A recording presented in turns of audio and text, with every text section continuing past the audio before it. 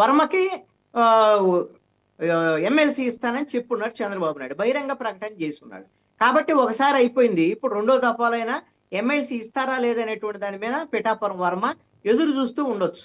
మరి అది ఇవ్వాలి అనేటువంటి అంశం, ఇవ్వటం ఇవ్వకపోవటం అనేటువంటిది చంద్రబాబు నిర్ణయం మీద ఉంటుంది. అయితే పవన్ కళ్యాణ్ తన నియోజకవర్గంలో ఒకవేళ తెలుగుదేశం పార్టీ తరఫున పిఠాపురం వర్మకి ఇవ్వద్దు అని గిన ఒకవేళ ఏమైనా చంద్రబాబు నాయుడు మీద ఒత్తిడి తెస్తారా, అలాంటిది ఏమన్నా ఉంటుందా, దానికి చంద్రబాబు నాయుడు వింటారా వినరా అనేటువంటిది అది తెలుగుదేశం పార్టీకి సంబంధించినటువంటి అంశం.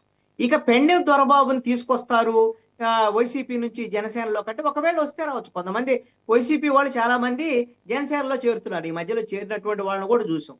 వాళ్ళని చేర్చుకోవటం అనేటువంటిది అది పవన్ కళ్యాణ్ ఇష్టం. అది వర్మకను ఇక్కడ పెండం దొరబాబు వచ్చి చేరటం వల్ల, పెండం దొరబాబు వచ్చి చేరుతుంది దేంట్లో, జనసేన పార్టీలో చేరుతున్నాడు, తెలుగుదేశం పార్టీలో చేరటం లేదు కదా.